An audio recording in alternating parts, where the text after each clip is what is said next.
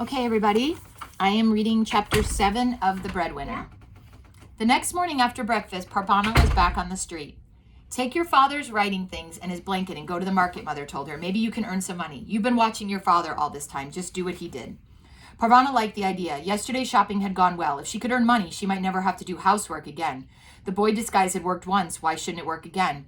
As she walked to the marketplace, her head felt light without the weight of her hair or chador. She could feel the sun on her face, and a light breeze floating down from the mountain made the air fresh and fine. Her father's shoulder bag was slung across her chest. It bumped against her legs. Inside were father's pens and writing paper and a few items she would try to sell, including her fancy shell-wear camise. Under her arm, Parvana carried the blanket she would sit on.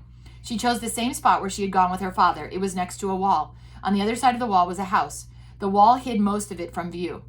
There was a window above the wall, but it had been painted black in obedience to the Taliban decree. If we're at the same place every day, people will get to know we are here, and they will remember us when they need something read or written, father had used to say. Parvana liked that he said we, as if she was part of his business. The spot was close to home, too. There were busier places in the market, but they took longer to get to, and Parvana wasn't sure she knew the way. If anyone asks who you are, say you are father's nephew Kasim, Mother said. They had gone over and over the story until Parvana knew it cold. Say father is ill and you have come to stay with the family until he is well again. It was safer to say father was ill than to tell people he'd been arrested. No one wanted to look like an enemy of the government. Will anyone hire me to read for them? Parvana asked. I'm only 11. You still have more education than most people in Afghanistan, Mother said. However, if they don't hire you, we'll think of something else.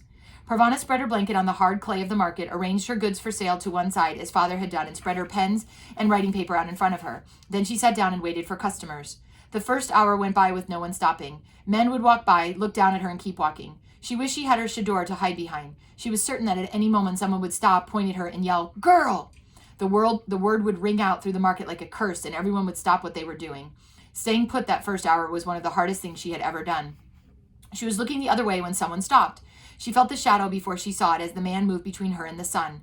Turning her head, she saw the dark turban that was the uniform of the Taliban. A rifle was slung across his chest as casually as her father's shoulder bag had been slung across hers. Parvana began to tremble. You are a letter reader, he asked in Pashto. Parvana tried to answer, but she couldn't find her voice. Instead, she nodded. Speak up, boy. A letter reader who has no voice is no good to me. Parvana took a deep breath. I am a letter reader, she said in Pashto, in a voice that she hoped was loud enough. I can read and write in Dari and Pashto. If this was a customer, she hoped her Pashto would be good enough. The Talib kept looking down at her. Then he put his hand inside his vest. Keeping his eyes on Parvana, he drew something out of his vest pocket. Parvana was about to squish her eyes shut and wait to be shot when she saw that the Talib had taken out a letter. He sat down beside her on the blanket. Read this, he said. Parvana took the envelope from him. The stamp was from Germany. She read the outside. This is addressed to Fatima Azima. That was my wife, the Talib said. The letter was very old. Parvana took it out of the envelope and unfolded it. The creases were embedded in the paper. Dear niece, Parvana read, I'm sorry I'm not able to be with you at the time of your wedding, but I hope this letter will get to you in time. It is good to be in Germany, away from all the fighting. In my mind, though, I never really leave Afghanistan.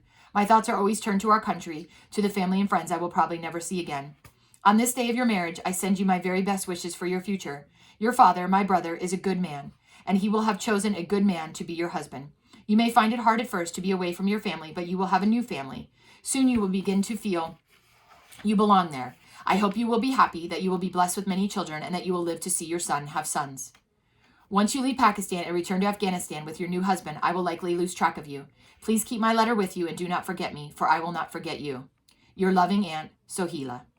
Parvana stopped reading. The Talib was silent beside her. Would you like me to read it again? He shook his head and held out his hand for the letter. Parvana folded it and gave it back to him. His hands trembled as he put the letter back in the envelope. She saw a tear fall from his eye. It rolled down his cheek until it landed in his beard. My wife is dead, he said. This was among her belongings. I wanted to know what it said. He sat quietly for a few minutes holding the letter. Would you like me to write a reply? Parvana asked, as she had heard her father do. The Talib sighed and then shook his head. How much do I owe you? Pay whatever you like, Parvana said. Her father had also said that. The Talib took some money out of his pocket and gave it to her. Without another word, he got up off the blanket and went away. Parvana took a deep breath and let it out slowly. Up until then, she had seen Talibs only as men who beat women and arrested her father. Could they have feelings of sorrow like other human beings? Parvana found it all very confusing. Soon she had another customer, someone who wanted to buy something rather than have something read. All day long, though, her thoughts kept floating back to the Talib who missed his wife. She had only one other customer before she went home for lunch. A man who had been walking back and forth in front of her blanket finally stopped to talk to her. "How much do you want for that?" he asked, pointing at her beautiful shell-wear camise. Mother hadn't told her what price to ask.